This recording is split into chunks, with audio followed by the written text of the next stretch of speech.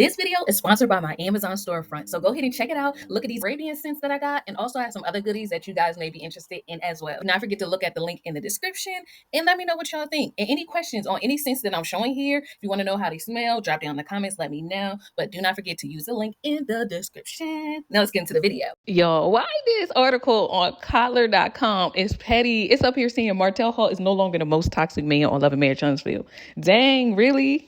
So this article says, this season, Martell's reign as the resident Jack A. See, they're calling him names like, dang, let us know how you really feel. And Huntsville has been threatened a few times. Moses, a handsome newcomer with a checker past, was introduced to audiences 2 seasons ago as Destiny Payton's significant other. After her mysterious divorce, Destiny spun the block with a man she allegedly had a long and loving relationship with from her past. Destiny believed the relationship had legs and introduced him to the cast and the producers working her storyline for the show. After serving a total of 15 years behind bars, it wasn't hard to see why Moses wasn't chomping at the bit to be featured on a reality TV show. The two ended up splitting, but Moses wasn't leaving the show. Instead, he switched out leading ladies. He started dating Destiny's producer, Sunni, causing all types of Carlos King flavor drama to erupt on the show. Instead of Moses sliding into Martell's old slot, season 8 of Love and Marriage Huntsville continues to deliver more trifling behavior. Y'all, what do y'all think about Moses? I mean, this was shady what this man did. It's just like, dang, let us know how you really feel. You really want to be on TV that bad that you're going to sit up there and go from Destiny to Destiny's producer. Sometimes it goes to show you cannot take everybody with you because they will sit up there and try to like ride off your coattails. I mean, I feel like at this point, nobody should be bringing anybody onto their platform, their job, into their house unless it's official, unless y'all officially married or whatever. So I do feel like if we're going to have everybody take accountability for their part, that's one thing I feel like Destiny can grow in, and other women too, because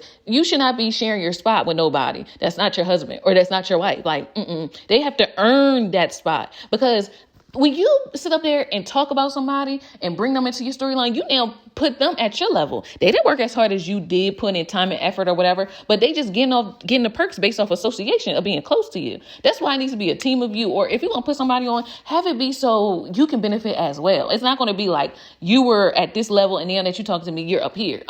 Especially when you didn't work for it. So you only just up here because of me. Not going to happen. Not going to happen. So that's one point for that article. So let's see who else they said was a trifling man. Latricia, a new cast member, was introduced as a friend of Stormy Steele. We're going to call her Latricia. I can't say this lady name. Latricia. Storyline was trifling from her introduction as a woman living with her muscle-bound boyfriend Ken while still married to her ex-husband Marcus. She claims she's been separated from her ex-husband Marcus for years, but the two simply haven't made getting a divorce a priority. Viewers were reserving judgment on Latricia's new traditional approach to marriage and divorce until Marcus was introduced in the latest episode of Love and Marriage Huntsville titled Nail Raiser. In his first episode, Latricia's estranged husband, Marcus, was able to establish himself as a successor to Martell's title of resident F-boy of Huntsville, which is not an easy feat considering Martell has had 8 seasons of a head start. So they said Marcus is the definition of a clown. In a recent episode, viewers see Ken give Latricia a loose ultimatum, telling her that they can't move forward in their relationship until she gets a divorce. Latricia, who seems very nonchalant about their entire marriage and cohabitation situation, reluctantly agrees to find and confront her estranged husband. Their initial conversation was shocking, but answered why Latricia felt so comfortable living with a new man while still married. The two sat down and recounted the breakdown of the marriage.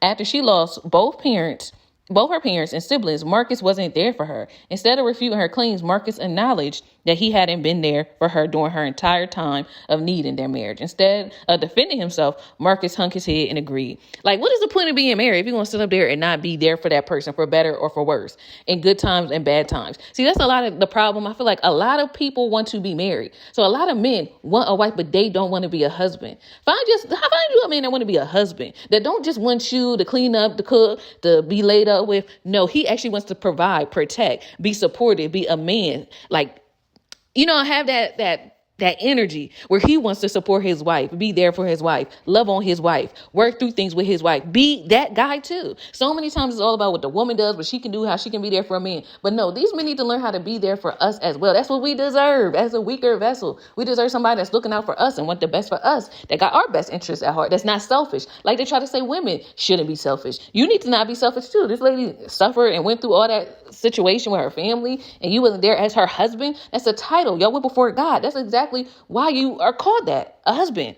a band around the home. Like, come on now. Not cool. What's the point of you even saying I do? Just for the fun times, the good times? Anyway, this article continues. His only line of defense was being unhappy with Ken living with Latricia and their children. After admitting he wasn't there for her, Marcus agreed that the marriage was over and the two needed to finalize their divorce. Yeah, that part I just never really understood. What was taking them so long? I thought she was with a baller or something like that. He was giving her alimony, not alimony. I think you get that for divorce. But I don't know. She had a reason to be staying with this man through marriage. But I don't know. He just seemed like real regular. So it's weird. Okay. Before the two left, Marcus agreed to sign papers, but asked Latricia if she had half of the $400 to pay for the divorce. Boy, it's not that serious. Like, you see his mindset. Now I see what kind of man she was married to. Like, his mindset was that of lack. So he couldn't even be there for her emotionally because he's in a lack mindset to begin with. You mean to tell me, I mean, not to say that it shouldn't be split, but it's more so, why is that your priority? Why is that where your mind is? If you're really trying to be divorced, I'll pay $400 400 times over if that's what it takes and get the repayment back later. But let me get out of this marriage. It's just weird. It says Latricia was enraged that after acknowledging the divorce was mainly his fault and being MIA for years, Marcus still wanted her to cough up half of the money. I would pay that gladly. Sure, you want me to pay the whole $400? Because I just want to be released from you. Because like now you embarrassing me on national TV. Like people gonna start thinking something wrong with me that I sat up there and that I married you, that I married Elaine, and yeah. So I would have paid the whole. I mean, if that's all it took, man, let's get it popping. Marcus still wanted her to cough up the money. Instead of calling him cheap, which I would have, she gave a snarky comeback saying she get her new boyfriend Ken to give her the money. Ooh, that was a good one. So this article continues. But honestly, I'm here for it. I may have to make a part 2 of this video or whatever, so we can keep talking about the runner-up men that's taking Martell's spot at being trifling on this show. But you know what? We need to do better. We do need to see a more positive representation of men, black men, for this show. Someone loving on his wife. And from what I can remember, I feel like Lou and Tiffany had that. Even if it came down to leaving the show for their marriage, to protect her mental health or whatever, I appreciate that. And he was always 10 toes down for his wife. You know, we need more men like that. We need to see that more. Next will maybe be Nell and Chris. Even though they had some, I think Nell did admit that they had some infidelity in their relationship. It seems to me that Chris is very humbled by that situation, and he seemed pretty stand up when it comes down to Nell. They communicate well with each other.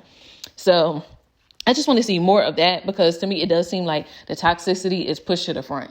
The women be good. The women be on the ball on this show, but let's see a better representation of the men on this show as well. Like, give us that feel. Give us the, oh my gosh, like that's that love that I'm trying to experience. Not trying to idolize anybody's marriage, but still, you know what I mean? Like, give me that feel. Other than that, let me know what y'all think, and I will talk to you guys again soon. Do you think that Marcus is trifling like Martell, or he still got a long ways to go to get to Martell's level of triflingness? Martell still hold the number 1 spot for that.